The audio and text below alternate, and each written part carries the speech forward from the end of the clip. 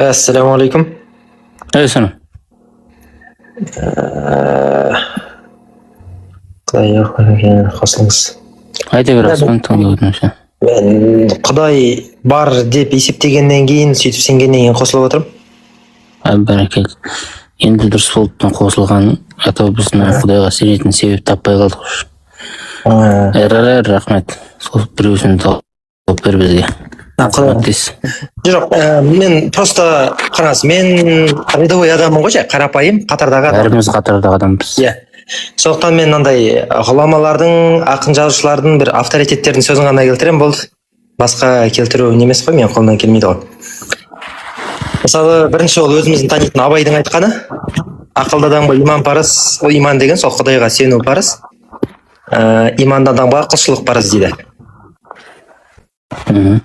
Ол бірінші. Абайды авторитет деп есептесеңіз, ол кісі Құдайға сенген. Абайды авторитет деп есептейсің бе? Мен авторитет деп есептеймін. Абай насыбай атқан, сен насыбай атасың ба? Енді ол үшін өз жауап береді ғой. Ол оның иманына, енді әрбір адам күнәһар, ол күнәлар үшін жауап береді ғой. Оған жоқ, Абай насыбай атқан ғой, енді сен неге насыбай атпайсың? Мен Абай насыбай атты деп, мен ол кісі иманы болып, Аллаға сеніп тұрып барып, құдыққа секіріп атса, мен де секіруім керек деген сөз емес. Енді? Просто ол кісінің, сіз оны авторитет етіп санайсыз ба, сіз өзіңіз? Белгілі бір деңгейде, иә. Сол сіз авторитет. Абайды ақындығы жағынан, ойшылдығы жағынан мойындаймын. Ахмет Байтұрсыновты нетесіз ба? Абайды бітіріп алайық. Абайды. Сонымен Абайдың біз ақындығы мен ойшылдығын аламыз ба? Жоқ, діншілдігін де, құдайшылдығын да аламыз ба? Оның Құдайға сену өзінің жеке мәселесі емес па, сенің ойыңша? Жоқ, ол сеніп тұр ғой Құдайға. Енді сіз соның сенуі, сенбеуі оның жеке мәселесі деп ойламайсың ба? Жоқ, қараңыз, ол кісі Құдай бар деп есептеді ғой. Енді ол есептесе сол өзінің жеке көзқарасы деп ойламайсың ба сен? Жоқ, оның жеке көзқарасы ғой. Мен айтайын дегенім, сондай әлемдік деңгейдегі адамдар Құдай бар деп есептеп тұр. Жарайды, әлемдік деңгейдегі басқа Құдай жоқ дейтін адамдарды алсақшы. Мысалы деп отырмын да, Абайды авторитет санайтын шығарсыз деп тұрмын да, сондықтан Абайды келтіріп жатырмын. Болмаса, Шәкәрім Құдайбердіұлы кәдімгідей ұстаз болған имани ислам. Мысалы, Исаак Ньютонды авторитет деп санайсың ба? Я авторитет деп санаймын. Ол христиан болды ғой, сен неге христиан болдың? Ысқақ, сіз талындыңыз, машалла. Мен исламды айтып атқан жоқпын.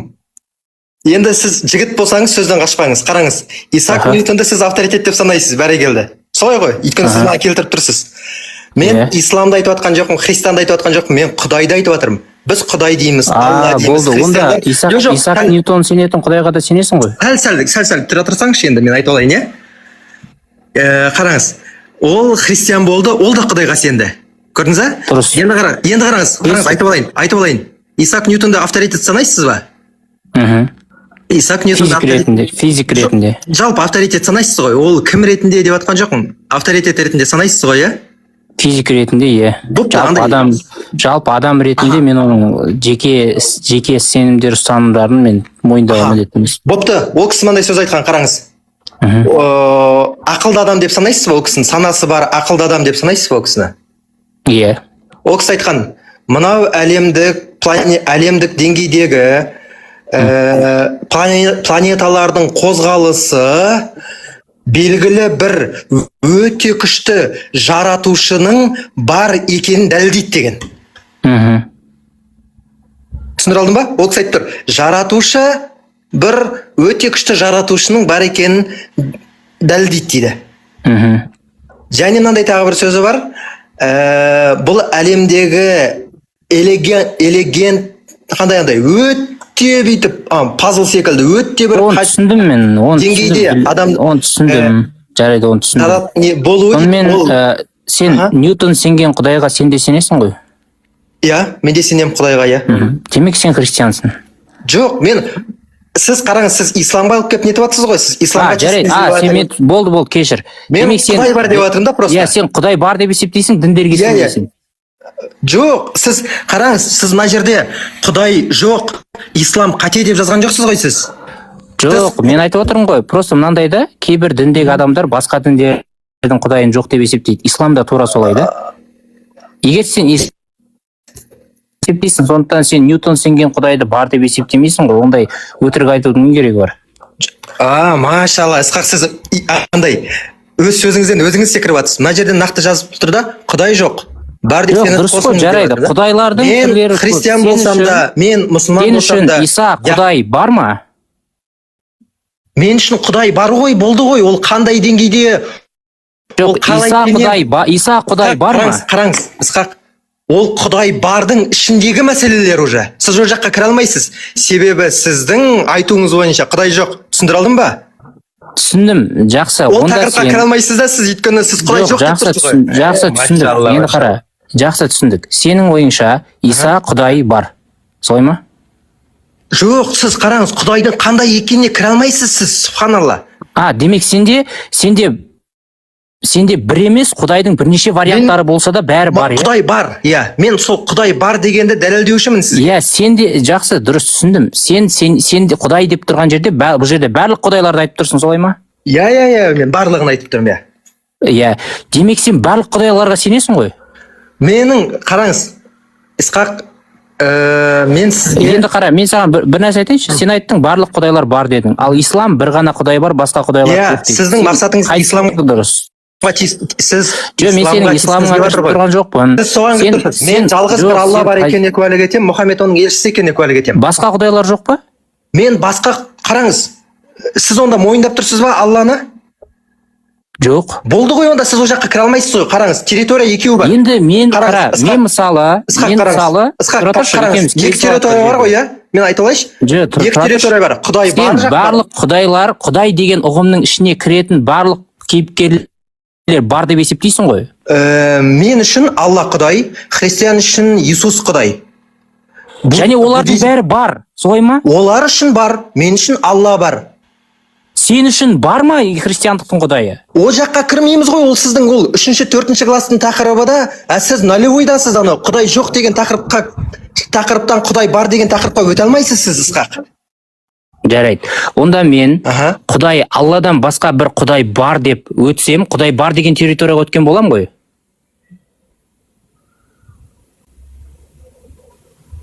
Солай ма? Иә. Сіз ол менде ажырап қалды. Айта беріңіздерші, қайта. Қара, егер мен Алла емес, Алладан басқа бір Құдай бар десем, сенің жағыңа өткен болам ғой? Қараңыз, сіз өзіңіздің мынау записіңізді, жазып қойған жазуыңызды онда жоққа шығарасыз. Сіз жоққа шығарып тұрсыз ба онда? Жоқ, Құдай дегенде Құдайлар көп. Және сен егер... Тоқта. Мен былай істейші, осы сөзіңізді қайталайсыз, мен запись экраны жазып... Құдайлар көп деймін саған. Запись экран емес, ютубқа шығарам, сол жерден аласың. Не болды сонша? Сіз айтып тұрсыз, Құдай көп дейсіз, иә? Иә, Құдайлар көп. Сіздің ойыңша Құдай бар? Құдайлар көп, кейіпкер ретінде иә бар олар. Жоқ, Құдай бар ма, жоқ па? Сіз көп деп атсыз, көп деген демек... Иә, көп Құдайлар бар. Болды, онда осымен әңгіме тамамдалады ғой онда. Олар тек қана кейіпкерлер, ойдан шығарылған. Машалла. Бопты ғой онда. Енді жарайды. Жақсы, демек сен барлық Құдайлар бар деп мойындайсың ғой? Мен үшін Алла жалғыз, басқа Құдай жоқ, Алладан басқа. Құлшылыққа лайықты. Сонда Құдай жоқ деп тұрсың ба не? Алла бар, Алладан басқа құлшылыққа лайықты Құдай жоқ дейді. Бұлай құлшылыққа лайықты емес Құдайлар бар, е? Ла иляха иллалла Мұхаммад Расулаллах. Қараңыз, мынандай нәрсе ғой. Алладан басқа Құдайлар бар, бірақ олар құлшылыққа лайықты емес деген келіп тұр ма? Қараңыз, Исхақ, мынандай нәрсе ғой. Мен бір логикалық тұрғыда түсіндірейінші, иә? Мен түсіндірмей-ақ, нақты сұраққа жауап берші. Алладан басқа Құдайлар территорияңызға кіріп алып, сол деңгейде мен жеңгіңіз келеді да, жоқ, ондай емес. Жоқ, мен бір сұраққа жауап берші. Алладан сен уточнить етіп айтшы, сен Алладан басқа Құдайлар жоқ деп есептейсің ба? Әлде Алладан басқа Құдайлар бар, бірақ олар құлшылыққа лайық емес деп? Енді қараңыз, онда құлшылыққа лайықты емес деген сөзді қоспай-ақ қой. Бопты. Қараңыз, Исхақ, мен сізге логикалық тұрғыда түсіндірейінші. Логикалық тұрғыда түсіндірейін. Мен мына жерде исламның атынан кіріп тұрған жоқпын. Мен сізге Құдай бар екенін дәлелдегім келіп айтып тұрмын. Түсіндіре алдым ба? Енді қараңыз. Жаңағыдай құлшылыққа лайықты Құдай, құлшылыққа лайықсыз Құдай, пұттар, өз нәпсісін Құдай етіп алған деген тақырыптар, Исхақ, ол мысалы бай класстармен алатын болсақ, ол 3-ші, 4-ші, 5-ші, 6-ші, 7-ші класстың тақырыптары. Ал оған тақырыптарға өту үшін, мысалы қараңыз, мен өзім математика пәнінің мұғалімімін, Ысқақ. Осындаса? Иә. Мен логикалық тұрғыда түсіндірейін.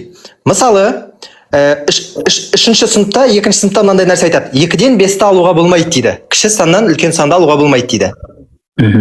Сосын 6-ші классқа барған кезде 2-ден 5.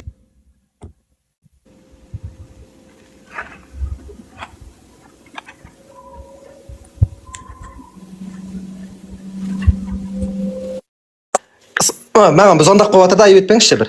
Қараңыз. 5-ші класстың баласына барып айтатын болсам, 2-ден 7-ні алса -5 десем, ол кісі айтады, мүмкін емес дейді. Мүмкін емес. Өйткені бізге айтты ғой, кішкентай саннан үлкен санды алуға болмайды деп. Демек, ол 2-ден 7-ні азайту үшін оған 6-шы сыныптың білімі керек. Түсіндіре алдың ба? Солай ғой. Енді қараңыз, Құдай ол қандай? Жалғыз ба, ол көп па? Оның пайғамбарлары бар ма, жоқ па? Оның періштелері бар ма, жоқ па? Әлемді қалай жаратты дегенге 0-ші сыныптың тақырыбы керек, немесе 1-ші сыныптың тақырыбы. Ол деген сөз, ол иман деген тақырып. Түсіндіре алдың ба? Жоқ. Сіз мектепке барған кезде 6-ші классқа бірден секіре алмайсыз. 0-ді, 1-ді, 2-ні, 3-ті, 4-ті. Не мектепке барып 0-ден бастап сол жүйеге бағынып барып оқисыз? Жақсы, мен келістім сенмен. Онда былай айтшы, сен осы өзің айтқан логикалық ережеге сүйеніп, сен бірінші исламға емес, жалпы Құдайды тауып алдың, солай ма? Алхамдулилля, иә, Аллаға шүкір. Иә, сен бірде мұсылман болған жоқсың, демек сен дінсіз болған кездерің де болды ғой? Менің адасып жүрген кездерім болды, десем болады. Адасып жүрген кезің сен ол кезде Аллаға сенбейтін едің. Мен Құдай бар екенін білетін, бірақ қажетті деңгейде білімім жоқ еді. Жоқ, Құдай бар дегенде сен ол кезде мұсылман емес едің, ашығын айтшы. Жоқ, мұсылман едім мен. Әу бастан, әлмесақтан мұсылманмын. Сен онда өзің айтқандай 6-шы сыныпқа қалай секіріп кеттің 0-ден? Ол жерде көрдіңіз, қараңыз, Ысқақ, мен сізге осы сұрағыңызға жауап бере алмаймын. Сені ата-анаң апарып 0-ші класстағы бағана Құдай бар жоқ деген мәселені айтқызбай жатты. Немене 6-ші классқа лақтырып жүрген сен? Вундеркиндсің ба не? Ысқақ, осы сұрағыңызға жауап бере алсам, сіз Құдай бар екенін мойындайсыз ба? Давай жауап бер, мойындаймын. Ол деген тақырып, ол иман деген тақырып. Алла... Жоқ, сен иман ол кейінгі сыныптардың тақырыбы деді. Ол айтып тұрмын, қараңыз. Мысалы, Адам алейхиссаламның жеміс жеу, жемеуі деген мәселелер, иә? Сіздер оны әділетсіздік... Алдымен Құдайды тауып алсайшы, мен сізге толық жауап берейін да. Адамның жеміс жеу, жемеу, әділетсіздік, Құдай әділетсіз деген нәрсе тақырыптарды мысалы сіздер қозғайсыздар ғой. Оны дінге кірмей тұрып немене қозғап жатсың? Айтып атқаным, мен тыңдап алсаңызшы. Сол тақырыптарға сіз 1-ші класстың тақырыбымен қарау керексіз. Ал 1-ші классты, 2-ші классты, 3-ші, 4-ті, 5-ті өткеннен кейін барып өте аласыз ол жаққа. Ал сен Құдай сен бүйтіп айттың, қараш Аспан, сен бүйтіп айттың, бірінші біз Құдай бар ма жоқ па соны біліп аламыз, содан кейін барып исламды қараймыз деп. Сен оны өзің де істемеген екенсің ғой, неғып бізді құлақты теуіп отырсың? Жоқ, сіз қараңыз, менің сөзімді бұрмалап жатсыз. Субханалла, машалла, қандай. Жарайды, сен сөзіңді бұрмаламай ақ қояйын. Сен бірінші исламнан тыс жүріп Құдайды таптың ба, әлде исламның ішінде жүріп Құдайды іздедің ба? Исламның ішінде жүріп, бірақ мен қажетті деңгейде жаңа құлшылық жасамаған екенмін да. Демек сен мұсылман болмаған кезің болған жоқ, сен Құдайды іздеген кезіңде болған жоқ. Мен мұсылман болдым, әлмесақтан мұсылман болдым, альхамдулилля. Демек бағанағы сен айтқандай бірінші Құдайды тауып алайық деген қадам қажетсіз ғой. Жоқ, қараңыз, ол тақырып, ол бөлімде мен сізге Құдай бар екенін дәлелдемекші болдым. Ғұламалардың сен Құдай бар екенін сен өзіңе дәлелдеген жоқсың ғой оны. Қараңыз, Ысқақ, мен сізге дәлелдедім Абайдың сөзімен. Жоқ, сен тұра, сен бүйткенсің. Сен Құдай бар екенін өзіңе дәлелдемегенсің. Сен исламның ішінде жүріп кеткенсің сразу. И сен соны алып келіп бізге айтқың келеді. Алла, қараңыз, сіз біздің сөйлескенімізді 2 бөлімге бөліп тұрсыз ба, жоқ па? Қараңыз. Сен общий Құдай туралы өзің ойланған кезің болды ма жалпы? Мен Құдай туралы ойланған кезім болды, иә. Исламнан тыс. Исламнан тыс емес, мен мұсылманмын ғой. Исламнан тыс Құдай жайлы ойланбасаң, неге сен онда исламнан тыс Құдай туралы сөйлескің келеді? Машалла. Қараңыз, Ысқақ, мынандай мәселе ғой. Мен сізге басында записьқа кірген кезде, мен сізге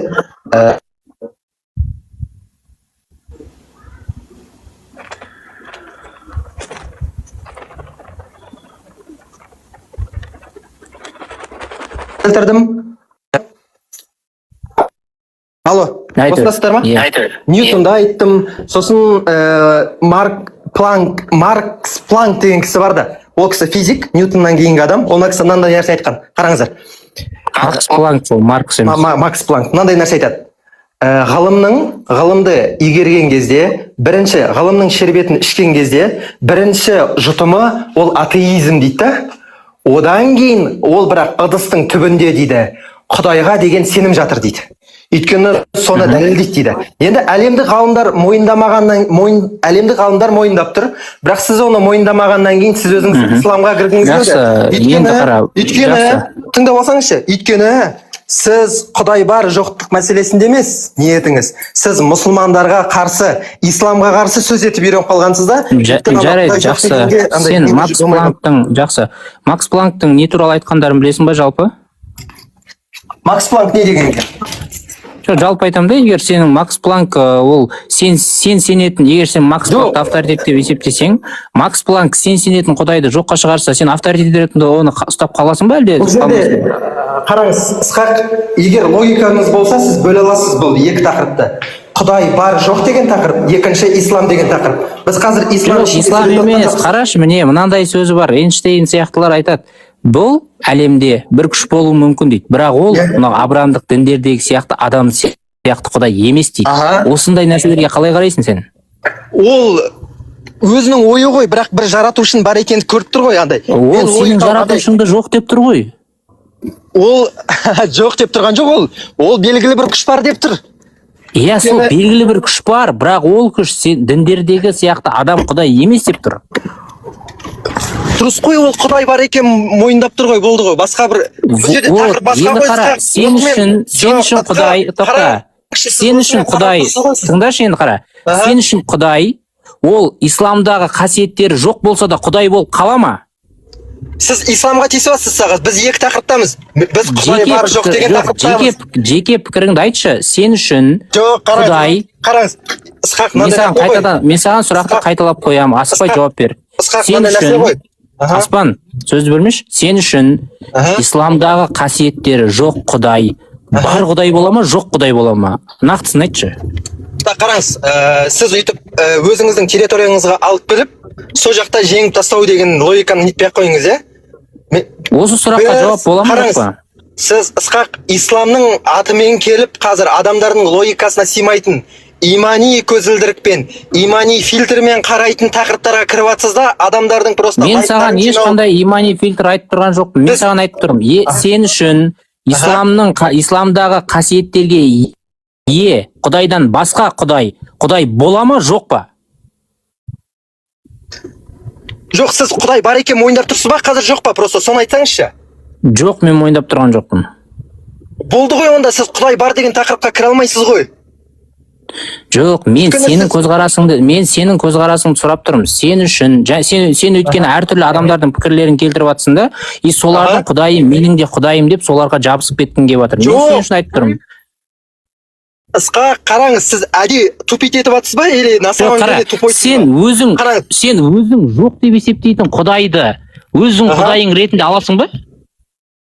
Қараңыз, Эйнштейн айтты ма жаңағыда, иә, бір белгілі бір күш бар екенін дәлелдейді осы бір әлемдегі үйлесімділік деп. Иә, ол бірақ абрамдық құдайларды жоқ деді. Иә, абрамдық құдайлар секілді адам емес деді да ол. Ол бір белгілі бір күш деді, солай ма? Иә, енді сен үшін тура сол Эйнштейн айтқан сияқты, тыңдашы, осы жерде тура Эйнштейн айтқан сияқты бір құдіретті күш, бірақ ол абрамдық діндердегі Алла сияқты адами немесе басқа да қасиеттері жоқ нәрсені сен Құдай деп аласың ба, алмайсың ба?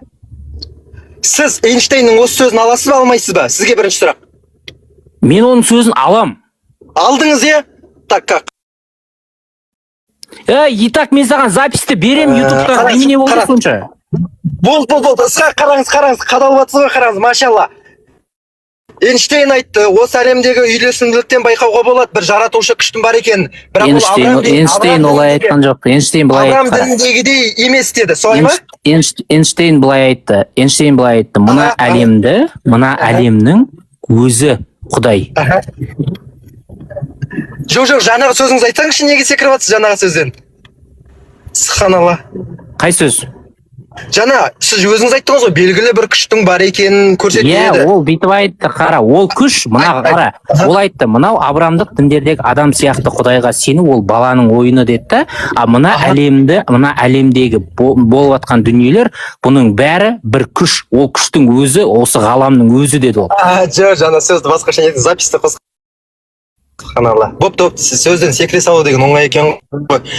Бопты, қара, мұнда былай істейші, Аспан, сен ақыры сөзден секірдің деп маған 4-5 рет айттың. Егер мен бағанағы жерде, сен мен не деп айтты деп айттың, соны қайтадан айт, екеуміз бәске тұрайық.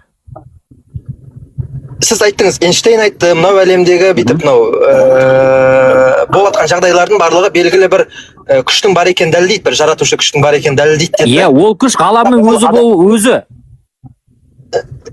Енді қараңыз, Эйнштейн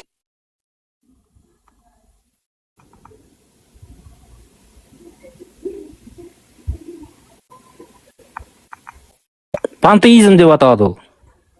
Қараңыз, Эйнштейн мынандай сөзі бар. Эйнштейн өзі Құдайға сенген адам. Келісесіз ба? Жоқ, келіспеймін. Ол кісінің мынандай сөзі бар.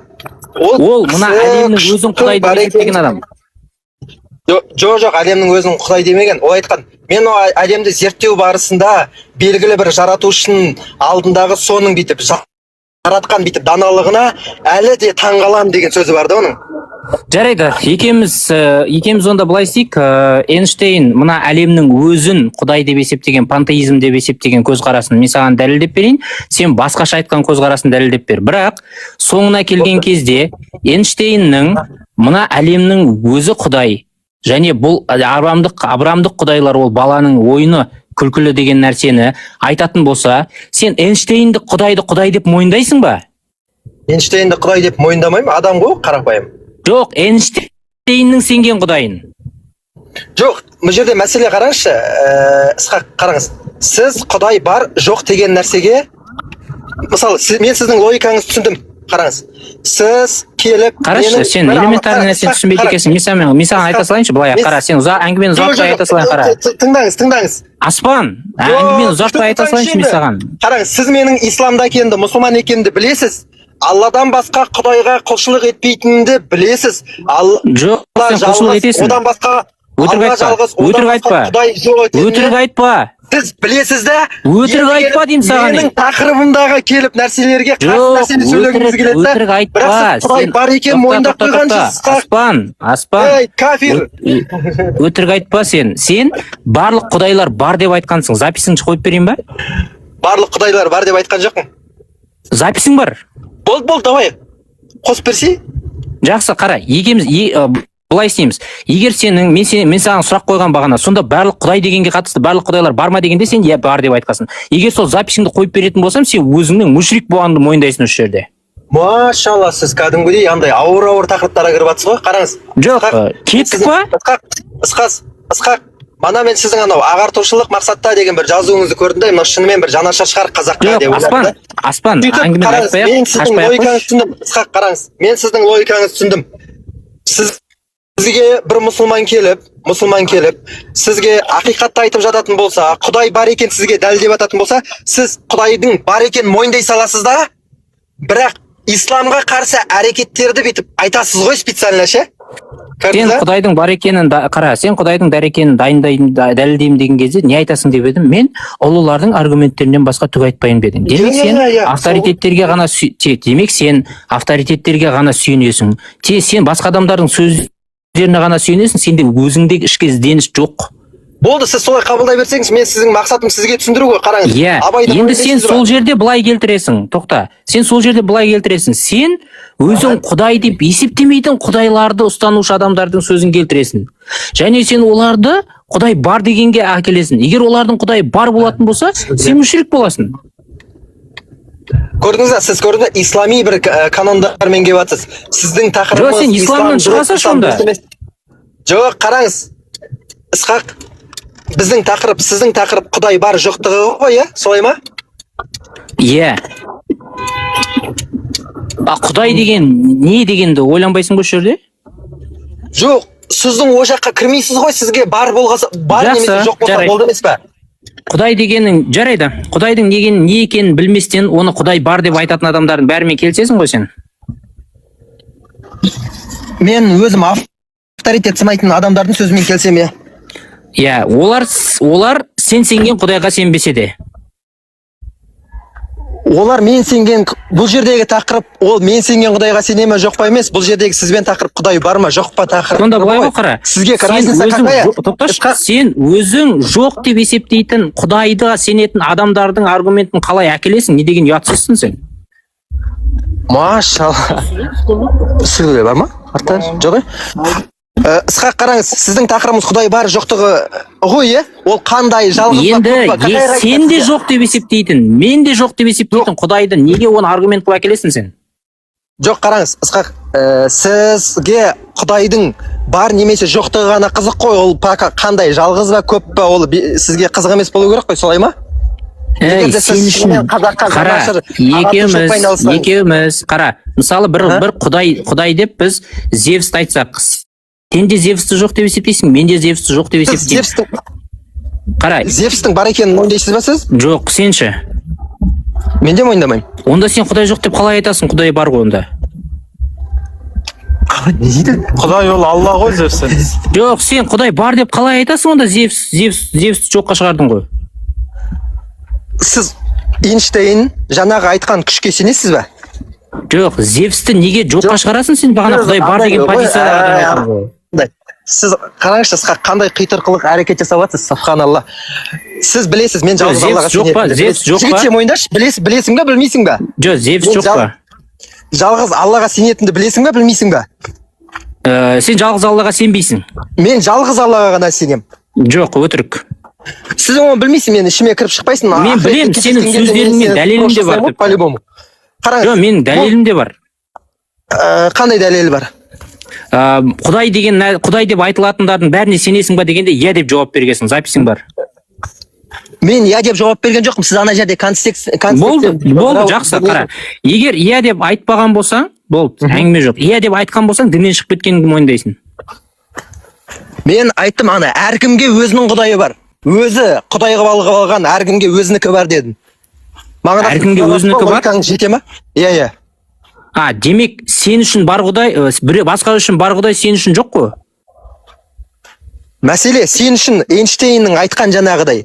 Жоқ, жауап берсейші енді, басқа үшін бар Құдай сен үшін жоқ болуы мүмкін ба? Сен тақырыптан тақырыпқа секіріп, манағы Эйнштейнді аяқтай салайықшы. Тақырыптан тақырыбы не? Сен қазір айтқан сөзің, осы 1 минут бұрын қазір осыған келеміз, жігітше, иә? Жоқ, келеміз емес, сен қашып баратсың, тоқта.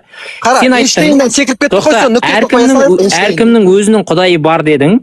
Және сен үшін бар Құдай, басқа үшін жоқ. Сен үшін жоқ Құдай, басқа үшін бар болуы мүмкін ба? Мен үшін бар Құдай, ол бар. Ол басқа үшін бар Құдай сен үшін де бар ма?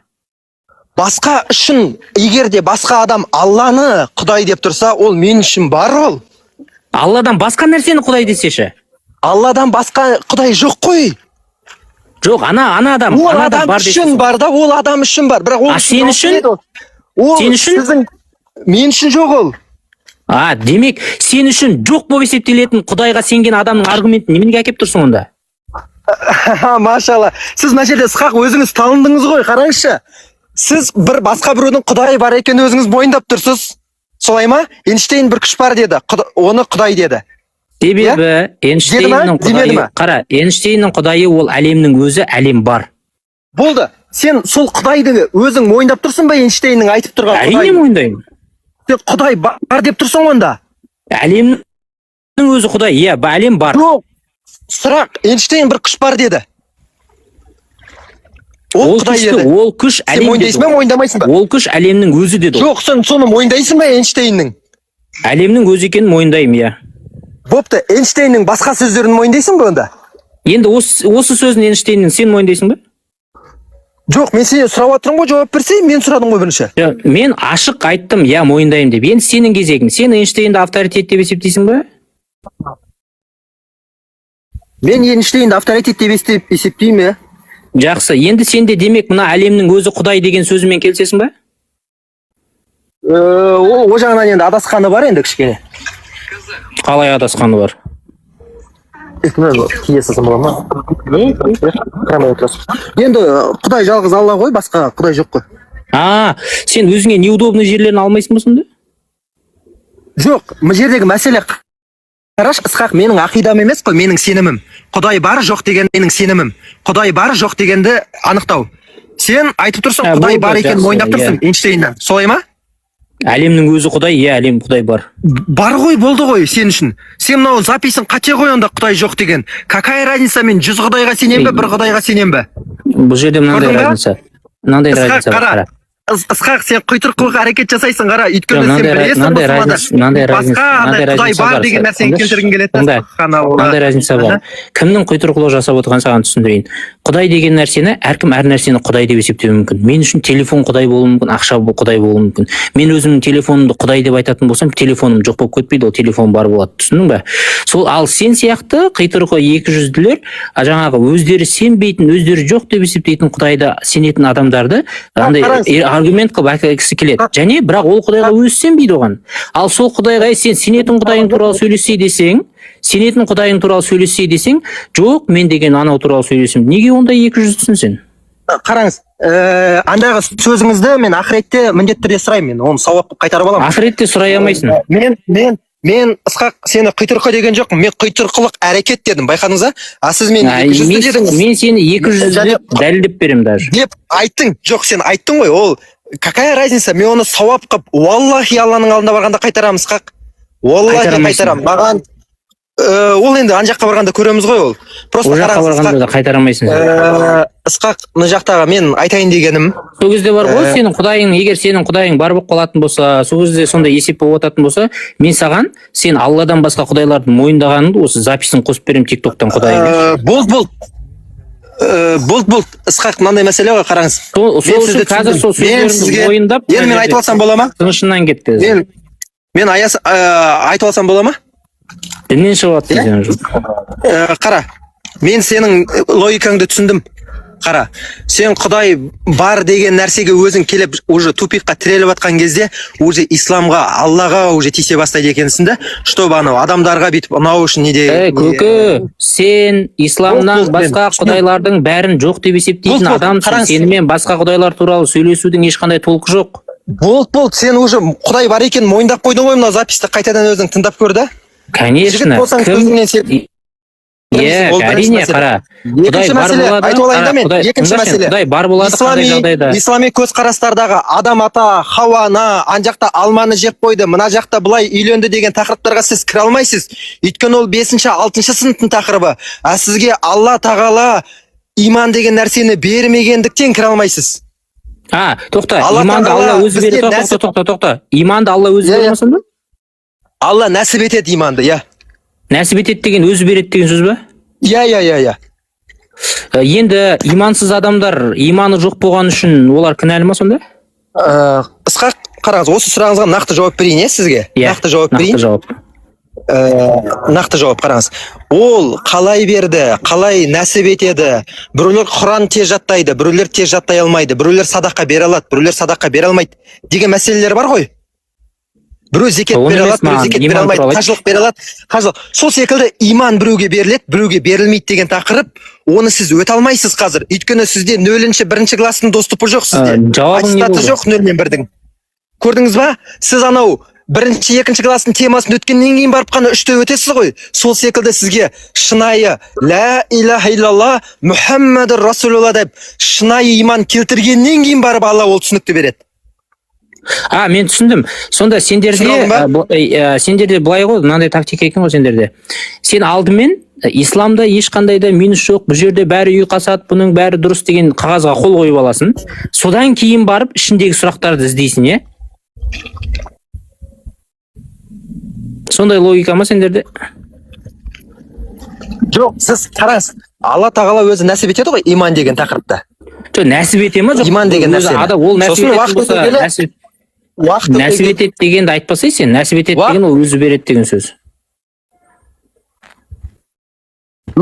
Сыйлайды, Алла тағала сыйлайды. Дұрыс қой енді. Ол иман сыйламағандардың кінәсі жоқ. Бірақ Алла қандай? Ол біреуді сүйеді, біреуді сүймейді, әділетті, әділетсіздік деген тақырыпқа сіз кіре алмайсыз. Өйткені сізден нөлмен бірдің образованиясы оған жоқ. кіру үшін, Енді жоқ, қарашы, оған кіру үшін мен бүйтесің сен. көлге деп Қара. тұр едім, қараңғы болып отыр, мен көлге түсіп шығайын, бір жарты сағаттан кейін қайта запрос жасаймын. Абай Көлге қысқаша түсе айтқан ғой алмайсың былай, сен. ақылды Тоқта адамға тұр, иман тоқта, парыз, иманды адамға ғибадат парыз дейді. Болды ғой, Абайдан басқа не айтасың?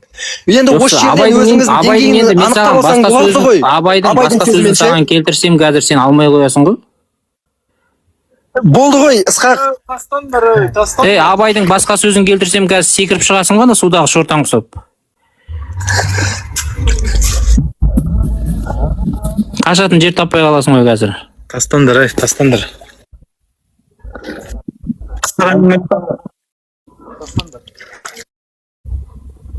Давай. Көлге түсіңші. Қай жерге? Сау жерге. Асасы ба? Давай, келтір, мен әлі көлге түскен жоқпын, давай. Мен жерде сет ұстамайды. Ау? Субханалла. Айта бер. Субханалла, машалла. Оның бәрін спрос жасап аламын ма жаққа барған кезде? Давай. Абайды. Айт. Жақсы, Абайдан мен саған бір керемет өлең жолдарын оқиын, сонымен келіспеймін. Айтсай Абайды. 200 боласың қазір. Абай Ғалия медресе оққан білесіз ба? Иә, сол Ғалия медресесінде оқып мынандай бір өлең жазып. Абай Ғалия медресесінде оққан. Тыңда қара. Абайдан өлең оқиын мен. Аха. Айттым сәлем қаламқас деген өлеңде былай дейді. Көзім жатқа көңілім сенен айырылмас. Көзім жатқа қарамас. Сүйекте төсіңді ескермедім жалаңаш. Иығыңда сіздің шаш айқаласып тайталас. Ләззат алсақ болмай ма? Көз жұмулы көңіл мас. Деген екен. Осы сөздермен де келісетін шығарсың енді. Болды, келсем ғой. Өте иманды өлең екен, керемет. Ол иман деген тақырыпқа сіз кіре алмайсыз ғой, қаншалықты тақуалық деген нәрседе. Ол ислам жаңағы иман дәріп нәсіп болғаннан кейін болды, дарығаннан кейін барып қана оқиғанасыз. Иман дарығасында. Ол ер адамның шахуатын болды, мойындап тұрмын, ол шариғатқа бір Алланы жоққа шығармайды мына өлеңі. Точно жоққа шығармай ма? Алланы жоққа шығармайды бұл, иә. Онда мынандай. Мен әйеліме неше түрлі өлеңдер ондай бүйтіп оны суреттеп нете аламын да, ол проблема жоқ. Болды, жарайды. Сіз қадалдыңыз осы жерден, Абайдан қадалдыңыз. Тоқта. Абай әлі біткен жоқ. Абай былай дейді. Сенің түсінігіңде жақсылық, жамандық Алладан ба? Ол тағы да 3-4 сыныптың тақырыбы ғой. Сенің түсінігің Абаймен түсінбейсіз, анау. Мана айттым. Жоқ, менікі Абаймен сәйкес келеді, Алла жалғыз бір дегенге, иә? Жақсылық, жамандықты Алла бере ма, бермей ма? Ол, Құдай-ау, Ысқақ, мен сізге айтып жатырмын ғой. Ол сіздің сыныбыңыздың, сіздің деңгейдің тақырыбы емес деймін ол. Ол иманның шарттарына кіреді, ол жақсылық, жамандық, тағдыр деген. Жоқ, жақсылық иманның шарттарына кіреді. Жақсы, иманның шартына кіретін болса, жақсылық та жамандық та Алладан деп сенбейтін адам имансыз бола ма? Оған сіз кіре алмайсыз ғой деймін. Кірмеңіз оған. Сіз ол тақырып, ол класты тарта алмайсыз сіз. Сіз 2-ден 5-ті ала алмайтын деңгейдесіз. Өзің жауап бере алмайтын сұраққа босқа қаша бергеннің қажеті жоқ. Жауап бермесең жауап бере алмаймын деп айт. Машалла. Енді Абаймен айтсаңызшы, енді басқа өлең күтіп. Енді мен саған Абайдан айтайын деп тұрмын. Жақсылық та жамандық та Алладан дегенді мойындамаған адам иманды ма, имансыз ба? Иә, бар. Айта берсең. Енді мен саған қара сөзіне келтіру үшін сенің позицияңды біліп алайын. Жақсылық та жамандық та Алладан деп айтпайтын адам иманды ма, имансыз ба? Ол имани тұрғыда, иманның шартында жақсылық та жамандық та Алладан екенін білеміз. Бірақ оны иманы жоқ адам түсіне алмайды оны. Енді Абай жақсылық та жамандық та Алладан деп айтпаса не дейсің? Иә, Ереке. Мысалы, қараш. Мысалы, Абай 3-ші класстың баласына барып айтам да, 2-ден 5-ті алуға болады. Ол түсінбейді ғой. Сол секілді мен жақсылықта, жамандықта Алладан деген нәрсені сен түсінбейсің, қалай айтсам да. Енді Абай түсінетін шығар. Абай жақсылық пен байлық, кедейлік Алладан ба? Түзге қалдыра саласың, Ереке. Айтасың ба, айтпайсың ба?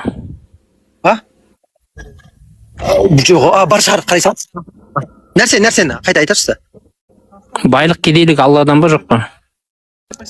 Болды, иншалла. Қайта сұрағыңыз қоясыз ба, мен жақта? Байлық, кедейлік Алладан ба, жоқ па? Сіз енді нетсеңізші? өлең оқсаңызшы, мағынасын түсінейік. Сіз Мен контекстен жылып оқу жатқан үшін, шығарсыз. иә, оқу үшін сенің позицияңды біліп алайын да. Сен қазір секіресің. Тәпсірлейміз ғой қазір, Абайды оқсаңызшы. Жоқ, тәпсірлемес, бұрын сенің Жоқ, мен көзқарасыңды біліп алайық. Секірмейтін болсаң, онда нақтайды. Байлық пен кедейлік Алладан ба, жоқ па? Ризық Алладан, иә.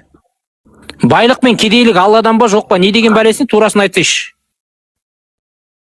Ай, Ысқақ, мен саған айтып тұрмын ғой, сен ол тақырыпқа кіре алмайсың, өйткені иман жоқ. Түсінбейсің сен имансыз. Иманның фильтрімен қарау керек оған. Оны Абай түсінген, мен Абайды түсінемін.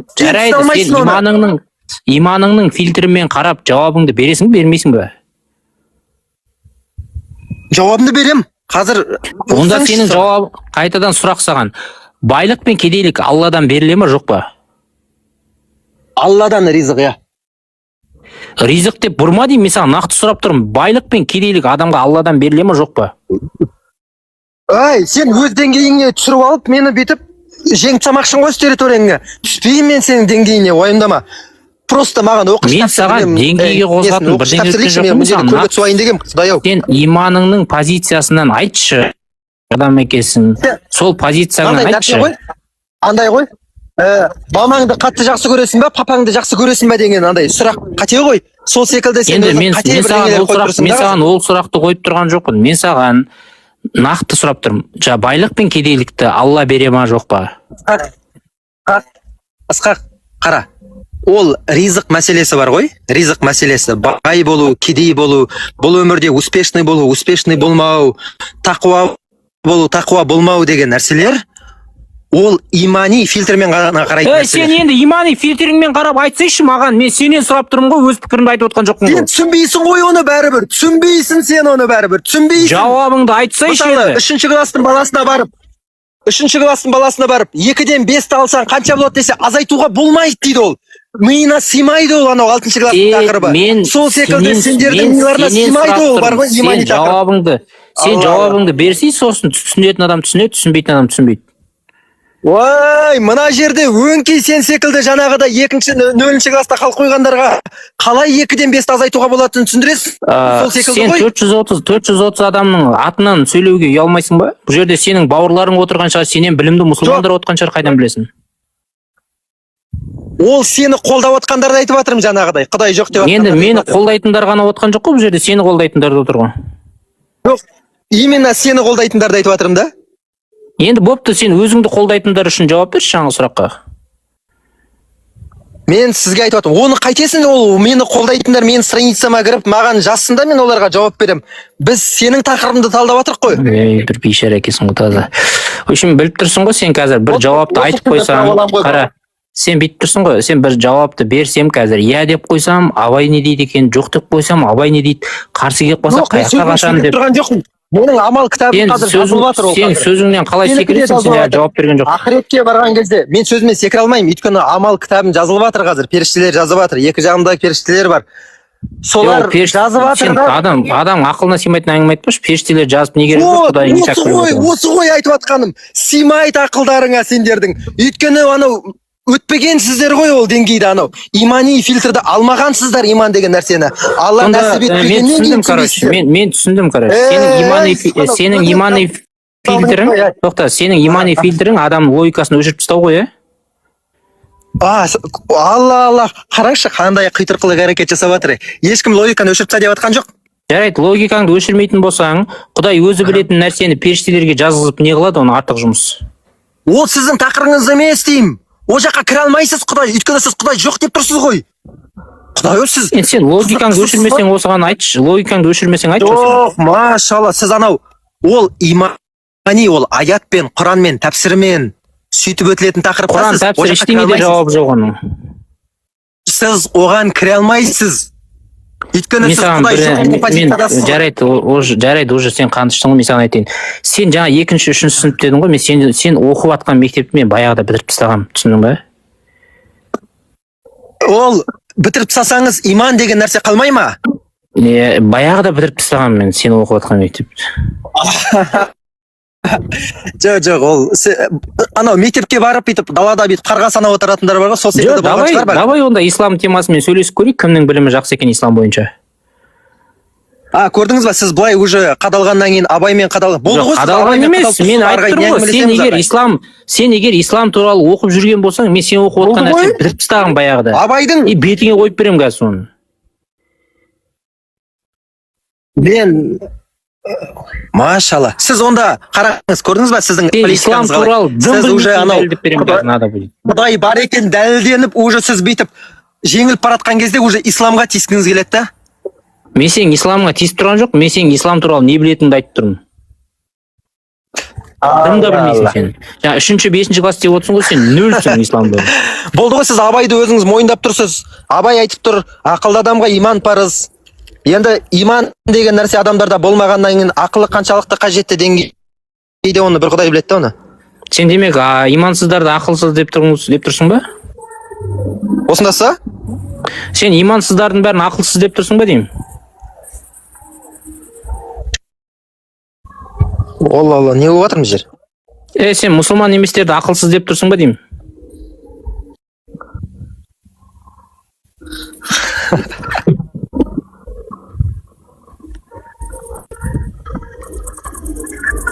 Аспан, жерге Ау, түс. қайтадан.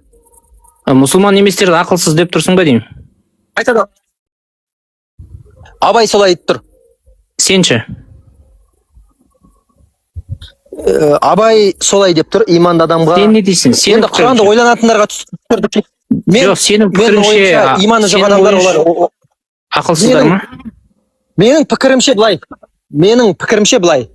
Сен өз территорияңа тартпай-ақ қой мені. Мен былай өзім барлық жер менің территориям екен айтады. Жоқ, солай ғой, андай ақымақтар өз деңгейіне түсіріп алып жеңгісі келеді дейді ғой, сол секілді ғой. Қараңыз, Абай айтып тұр да, ақылды адамға иман парыз дегені. Жоқ, сенің көзқарасың бойынша ислам мұсылман еместердің бәрі ақымақ па? Мен сізге айтып жатырмын, жауабын айтып жатырмын ғой, тыңдасайшы енді. Сен айтса өз пікіріңді айтсайшы. Болды ғой, айтып жатырмын ғой, қара. Айт. Құранда айтады, біз Құранды ойланатындарға түсірдік дейді. Демек, Құранға ілеспегендер, сүннетке ілеспегендер, олар ойланбайды деген сөз. Аха. Сен енді қазір Қазақстанның заңын бұзып тұрғаныңды біліп тұрсың ба? Мен ойланбайды деп тұрмын просто, и все. Енді сен басқа адамдарды сенімі негізінде кемсітумен айналып тұрсың ғой. Жоқ, мен ойланбайды деп жатырмын. Дұрыс емес, ойланбайды деп айта алмайсың, олар да ойланады. Менің түсінігімде ойланбайды просто. Иә, сенің түсінігің заңға қайшы, бұл түсінігіңді айтпай жүр, бір күн штраф аласың. Болды ғой, ол сіз уайымдайтын нәрсе емес қой ол. Жоқ, сенің өзіңді өзің уайымда деп жатқаным ғой. Андай бүйтеді екен, сөйтеді екен, дінде бар екен деп аузына келген. Жаның ашымай ақ қойсын, көрдік қой қаншалықты жаның ашитын. Енді дінде жүр екен деп аузына келген нәрсені айта берме. Біздің елде шариғат заңдары жүрмейді. Біздің елде Құран бірінші кітап емес. Біздің ел зайырлы ел. Зайырлы елде атеист те бар, басқасы да бар. Сен бұл мұсылман емес адамдардың бәрі ақымақ, мұсылман еместер ойлана алмайды деп айтсаң, саған деген бұл басқа адамдарды кемсіту болады саған. Мен ойланбайды ақымақ деп жатқан жоқ. Мен айтып жатырмын да, ойланатындарға Құран түсірген. Сен айтып тұрсың ғой, ойланбайды деп жатырмын. Енді дұрыс қой, енді ойланбайды деп айтып жатқан жоқпын деп, қайтадан ойланбайды деп айтып отырсың ғой. Неге секіресің? Жоқ. Андай сен ақымақ деп айтты дегенге келтіргің келеді да? Жарайды, оны да сұрап көрейік. Сен үшін имансыздар ақылды ма, жоқ па? Ақылды ма, ақымақ па? Мен үшін ба? Мен үшін адам бар, қалай бар, солай қабылдаймын. Олардың бір өз деңгейінде ақылдары бар. Бірақ ақылдары бар ма екен? Оларға иман парыз болмай қалғанда. Өз деңгейінде дедім мен. Өз деңгейі деген қандай деңгейі ол? Адам деңгейі ма? Құдайды танитындай емес, е. Адам деңгейінде ме, жоқ па? Ай, машалла. Қалай адам болғасын енді беріледі ғой? Ес беріледі, сана беріледі, ақыл беріледі. Сен былай ғой, сен кішкене жерге түсе бастадың, Аспан, молодец. Өзіңді андай исламда жүрмін екен, болды, мен бәрінен ақылдымын, бәрінен артықпын деп басқаларды кемсіткенді қой. Есің жинап жүр. Сен андай халыққа ұнайтын әңгіме айтып жатсың ғой, қазір специально анау. Ай, популизммен айналысып жатқан сқағай. Әрине, дұрыс қой, енді сен сияқты болмау керек қой адамдар.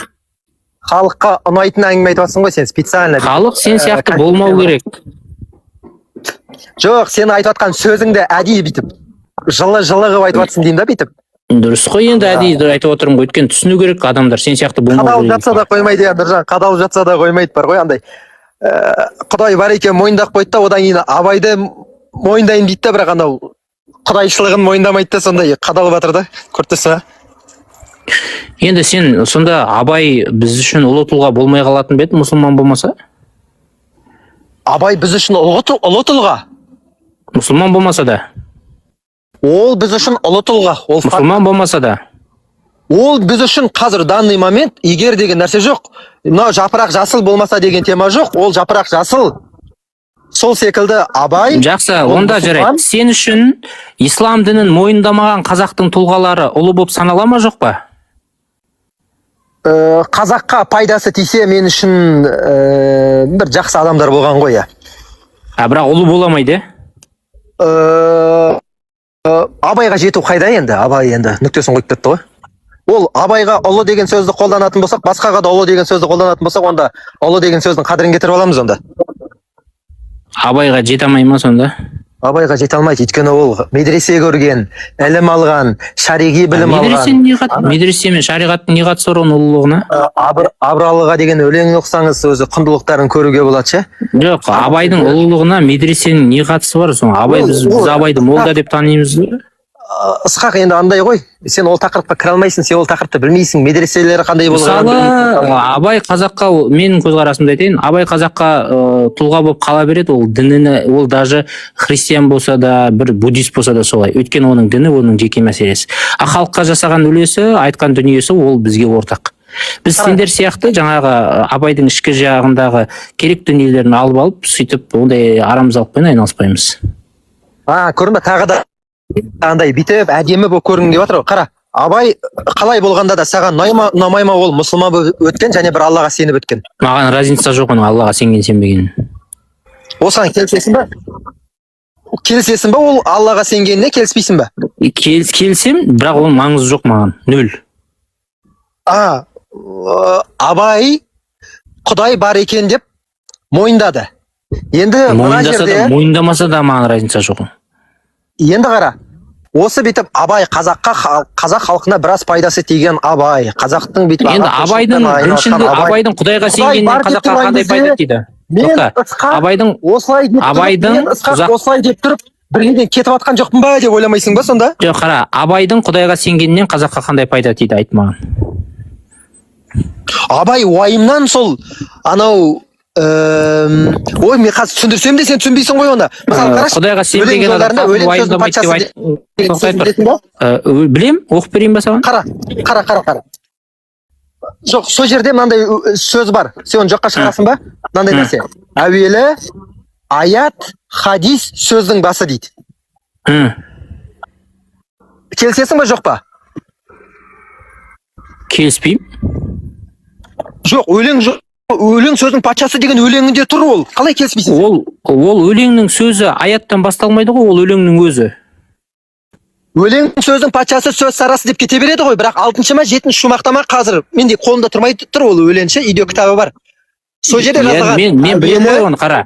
Әуелі. Жоқ, тыңдаса енді. Мынау сөзді мойындамайсың ба?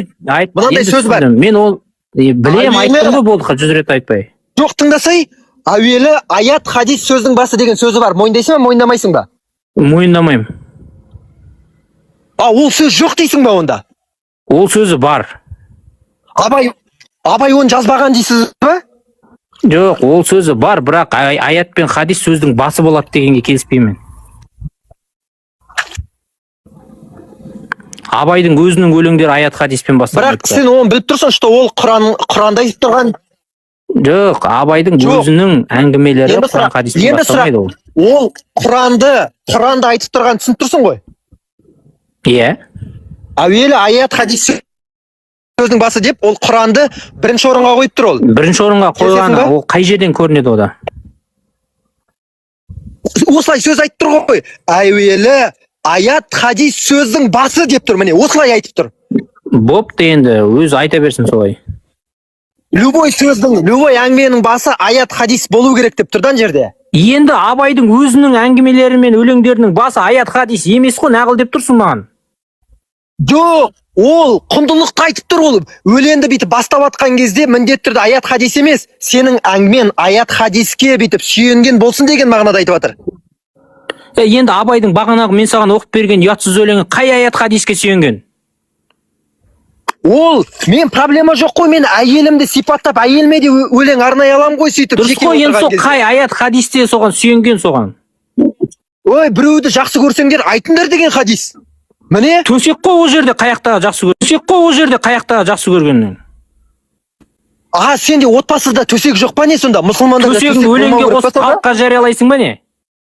Ол бүйтіп блокнотта бір жерде жазылып қалып қойған шығар, оны бүйтіп публикат етіп жүрген шығар, бүйтіп анда несін өзің. Енді онда бағанағы хадис пен өлең деген қаяқта қалды онда?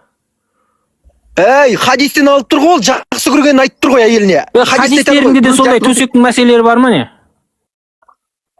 Сен андай білесің сен білесің де әге әкетіп баратсың әңгімені. Қара. Қысқаша жауап берші. Мен қараңғы түсіп кетті уже, мына жерде мен суға саламын ба, салмайын ба? Қара. Қайт болды түспейге, батып кетесіңдер. Ысқақ қара. Абайдың мынандай сөзі бар. Сен оны мойындайсың ба, мойындамайсың ба, қызық емес, просто бар екенін білесің ғой. Әуелі аят хадис сөздің басы дейді. Бар. Сен оны мойындамасаң да бар бірақ, иә? Бар. Ол сөзден қазаққа не пайда? Жоқ, мен ол пайданы айтып жоқпын. Мен саған айтып жатырмын. Аят хадис ол Құраннан, исламнан екен білесің ғой. Демек, Абай Құдай бар деді ғой. Иә, бар деген ғой. Енді мынандай нәрсе логикалық тұрғыда былай ойланбайсың ба? Осы ұлы ақын Абай бар деп тұр. Құдай бар деп тұр Абай. Мен осы бір Ысқақ деген осындай бір жаратылыс жүр. Абай былай деп айтып мен қалай Құдай жоқ деп айтамын деген логика болмай ма? Маған мынаны айтшы, Абай қателесе ма жалпы ол? Ол пенде ғой, қателесуі мүмкін, иә. Болды, осыны түсінсең болды ғой, главный. Бірақ оның 200 өлеңінің 180-і қателеспесем, ішінде Құдайы бар андай өлеңінде ше. Бұл осы есеппен менімен біреу бәстесіп, екінші тиктокқа кірмейтін болып кеткен, сен де сондай боласың. Менде қазір бар ғой, сәл уақыт болмайды, давай жарты сағаттан кейін сөйлесейік, дәлелдеп берші маған. Жарты сағаттан кейін өлеңдерін есептеп алып кел, Құдайдың сөзі сол жерден шықпайтын болса, сен жеңілесің. Сенен бұрын да сөйтіп айтқан адамдар болған үшін. Қара, онда былайша. Ал онда мен саған бір нақты дәлел әкелсем, есептен мен сені ұтсам, онда Құдай бар екен, және жалғыз Алла екен мойындайсың ба? Давай. Келістік қой онда, иә? Болды, иә. Абайдың өлеңінің 200 екенін дәлелде. Сосын 200-дің 180-і Құдай туралы екен. Примерный айттың ғой, процентный соотношениесін айттың ғой сізге. Процентный соотношение 90 қанша? 200-дің 180-і қанша пайызы? Примерно 10% бүйтіп. Примерно бытовухалар болуы мүмкін, 10% дегенім ғой. Болды, келістік. Егер Абайдың 200-дің сонда 180 қанша пайызы? 90% ба?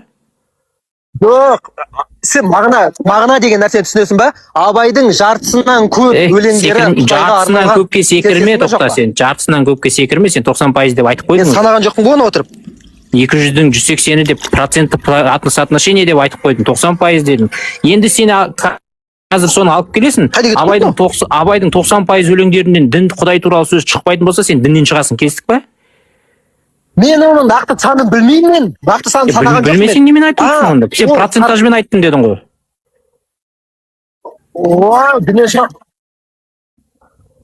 Алла, қарашы. Ал егер де мен сізге дәлелдеп берсем. Айттым дедің ғой сен, процентпен 90%-ді айттың. Саған процент маңызды ма сонда? Саған процент маңызды ма сонда? Әрине маңызды. Сен математик болып тұрып, процент саған маңызды емес болса, немен сөйлеп отырсың сен? Ой, бар ғой анау бүйрек десең сирақ деп астындағы бүйтіп 2-3 сөзі бүйтіп несі шумаға келеді екен деп ұйқастыратын қазір ақындар бар ғой бүйтіп. Андай өлең жазатындар жаңағы ұйқым келмейді, содан соң ұйықтап қалам деген секілді. Соқсып бірдеңені шетін естіп алып бар ғой, кете береді екенсің, лағып кәдімгі. Енді айтқан сөзіңді тұра алмасаң айтпай. Жартысынан көбі деген сөз болған жоқ сенде. Жоқ, менің айтпағым Абайдың көп өлеңі Құдайға арналған деген сөз ғой. Түстің ба енді? Бағана 280-нің 100-і еді. Одан кейін пайызбен айтам деп 90-ға түстің. Одан кейін жартысынан көбі дедің. Енді көп дедің. Енді кішкене сөйлесек, енді біраз өлеңінде дегенге алсайын деп тұрсың қазір. Кішкене тақасақ қазір деп. Кішкене сөйлесек қазір біраз өлеңінде бар енді деп айтайын деп тұрсың ғой сен қазір.